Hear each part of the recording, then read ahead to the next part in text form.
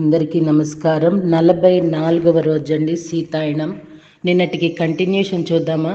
మాత అసహనంగా ఉంది. చంద్రిక వద్దకు వెళ్ళాలంటే దట్టమైన అడవిలో చాలా దూరం నడవాలి.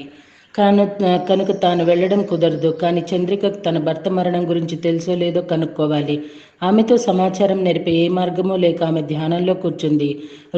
ఋషి లోపముద్ర నుంచి తాను నేర్చుకున్న మంత్రాల్లో ఒక దానిని పఠించి తన శరీరాన్ని వదిలినట్లు భావించండి. ఆ తర్వాత ఆమె తాను నిన్న కలిసిన స్త్రీ పక్కన ఉంది. కానీ మాత సూక్ష్మ శరీరంతో కాంతి రూపంలో ఉండటం వలన భౌతిక నేత్రాలు కనబడకపోవడంతో చంద్రిక ఆమెను చూడలేదు. ఒక యువకుడు ఆమె భర్త యొక్క పూర్వ విద్యార్థి ఆమెతో ఆమె భర్త మరణానికి దారితీసిన సంఘటనల గురించి వివరిస్తున్నాడు. ఆ విషాద వార్త విన్న ఆమె ఏడుస్తుంటే ఛాతి ఎగసిపడసాగింది. అతను వెళ్ళిపోయిన తర్వాత చంద్రికను ఓదార్చాలనిపించి మాత ఆమెను చేరే ప్రయత్నం చేసింది. ఆమె మాట్లాడింది కానీ చంద్రిక వినలేదు. పార్వతీదేవి విగ్రహం నుంచి పార్వతీదేవి ప్రత్యక్షమవటం మాత చూసింది. చంద్రిక నుదుటిపై తటుతూ ఆమె బిడ్డ అని పిలిచింది. లేచి చూడు, నిన్ను ఓదార్చడానికి సీతాదేవి వచ్చింది. ఆమె చెప్పేది విను, అంతా సరి అవుతుందని చెప్పి ఆమె విగ్రహంలోకి అదృశ్యమైంది. చుట్టూ కలయి చూసి కరుణతో మాట్లాడుతున్న మాతను ఇప్పుడు చూడగలిగింది చంద్రిక. స్వయంగా రాముడే అతని అంత్యక్రియలు చేశాడు. నీ భర్త చేసిన పనులే అతని అకాల మరణానికి దారితీశాయి. నువ్వు అతని పట్ల నీ బంధాన్ని వదులుకో. గతాన్ని విడిచిపెట్టు. చంద్రిక, నువ్వు ఒక నూతన జీవితాన్ని ప్రారంభిస్తున్నావు. నువ్వు ఓర్పుతో ఉంటే విజయం సాధిస్తావు. నా దగ్గర జీవించే శక్తి కానీ జీవించాలన్న కోరిక కానీ లేవు మాత, ఆమె కన్నీళ్లతో పలికింది. అప్పుడు నేను నాలో నుంచి కొంత ఇస్తాను మాత ఆధ్యాత్మిక శరీరాన్ని చుట్టి ఉన్న ప్రకాశవంతమైన కాంతి విస్తరించి చంద్రికను కూడా చుట్టుముట్టింది.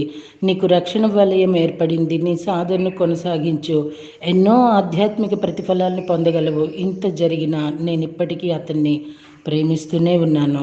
మళ్ళీ మీరు మెరుగైన పరిస్థితుల్లో కలుసుకుంటారు. కానీ ఇప్పటికి మాత్రం నీవు పురోగమించాలంటే ఆ బంధాన్ని వదిలివేయాలి. అతనిని అంటిపెట్టుకోవటం నిన్ను వెనుకకు లాగుతుంది. నిన్నే కాదు, అతనిని కూడా. రాముడు అతనిని అతని ఇబ్బందుల నుంచి వేరు చేశాడు. మళ్ళీ అతనిని వెనుకకు పిలిచి అతుక్కో. నీకు ఆ రాక్షసికి శిక్ష లేదా? ఏడు పాప అడిగింది. మాత వెంటనే సమాధానం ఇవ్వలేదు. తర్వాత విచారంగా చంద్రిక, తమ చర్యల నుంచి ఎవరూ తప్పించుకోలేరు. ఆమె తన శిక్ష నుంచి తప్పించుకోలేదు. ఆమె జీవోత్సవం వంటిది. ఆమె స్వయంగా చావలేదు కనుక మరణం కంటే జీవితాన్ని ఎంచుకుంది. మాతకు ఒక శరీరంలోకి లాగబడినట్లు అనిపించింది. చంద్రికను చివరిసారిగా ప్రేమపూర్వకంగా చూసి ఆమె తనను తన కుటీరంలో ధ్యాన స్థితిలో చూసుకుంది. మాతకు తాను చంద్రికకు చెప్పినవి గుర్తున్నప్పుడు తాను వెనుకకు తీసుకురాబడింది.